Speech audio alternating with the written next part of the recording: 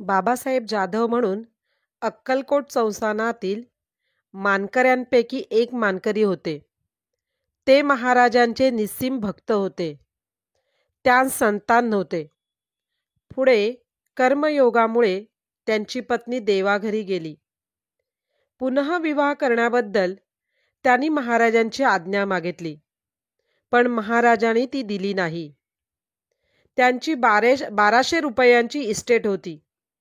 ती सर्व विकून त्यांनी महाराजांच्या उत्साहासाठी 300 रुपये खर्च केले आणि बाकी पैशांचा दानधर्म केला व लंगोटी लावून गोसावी बनून महाराजांची सेवा करीत राहिले. बरीच वर्ष त्यांनी सेवा केली. महाराज समाधीस्थ झाल्यानंतरही ते मठात समाधीची सेवा करीत होते. त्यावेळी मानकरी या नात्याने त्या संस्थानाकडून 10 रुपये दरमहा मिळत होते. महाराज त्यावेळी राजास कुंभार या नावाने हाक मारीत.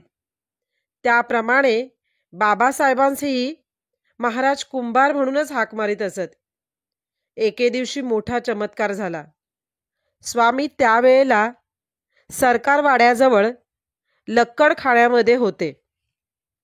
दिवसाचे 12 वाजण्याच्या सुमारास महाराज बाबासाहेबांस म्हणाले, कुंभार, तुझ्या नावची चिठ्ठी आली आहे.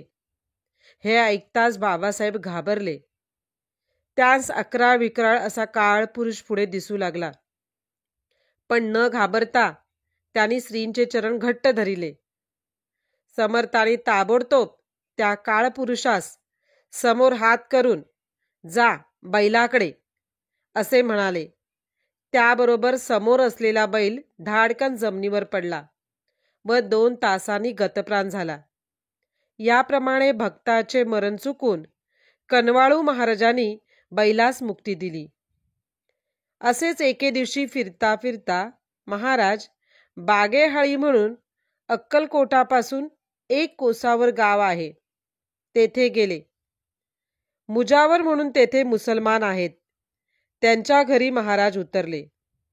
तेथून ऐन दुपारी महाराज चालत निघाले. त्यावेळेला त्यांच्याबरोबर बाबासाहेब मानकरी व इतर 5-1 भाविक सेवेकरी होते.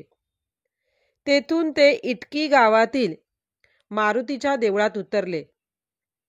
त्या दिवशी महाराजांनी स्नान भोजन काहीही केलेले नव्हते. त्याच दिवशी त्या गावचा रावण्णा नावाचा एक वाणी शेतात काम करीत असताना त्याला सर्पदंश झाला. आप्तमंडळींनी त्याला उचलून मारुतीच्या देवळात बसवले. विष अंगात जास्त भिनल्यामुळे तो थंडगार पडला. त्याची जगण्याची आशा आता राहिली नव्हती. महाराजांनी आणि सेवेकरी हे सर्व पाहत होते. त्यापैकी बाबासाहेब मानकरी यांनी रावणास आराम पडावा म्हणून महाराजांच्या चर्मपादुका रावणाच्या डोक्यावर नेऊन ठेवल्या. रावणाच्या मस्तकावर आपल्या पादुका ठेवलेल्या पाहून महाराजांनी आपले अंग जमिनीवर टाकले व ते खाडकन उठून बसले व रागाने संतप्त झाले व म्हणाले, मुर्द्याच्या डोक्यावर जोडा कशाला ठेवलास? व ते बाबासाहेबांस शिव्या देऊ लागले. देवळात खूप गर्दी झाली होती, पण महाराजांचा संतप्त अवतार बघून सर्वजण पळून गेले. फक्त रावणास घेऊन आलेली 2 माणसे राहिली व बाबासाहेब भीतीने पळून लांब उभे राहिले. मग महाराजांनी स्वतःच्या डोक्यावरील टोपी रागाने जमिनीवर आपटून फेकून दिली. त्याचप्रमाणे कपनीही काढून फेकून दिली. शेवटी लंगोटी फेकून दिली. महाराज दिगंबर बनले आणि त्यांनी बाबासाहेबास बोलवले. ते भीतीने थरथर कापतच होते. महाराजांनी बाबासाहेबांस विचारले, मुर्द्याच्या डोकीवर जोडे ठेवण्यास तुला कोणी सांगितले? पण बाबासाहेब काहीच बोलले नाहीत. महाराजांनी बाबासाहेबांस पागोटे अंगरखा काढण्यास सांगितला व त्यांना म्हणाले की रावणाच्या कानात त्याचे नाव घेऊन मोठ्याने हाक मार. रावण्णा रावण्णा म्हणून बाबासाहेबांनी त्याच्या दोन्ही कानात मोठ्याने हाक मारल्या. त्याबरोबर रावणांना शुद्धीवर येऊन त्याने डोळे उघडले.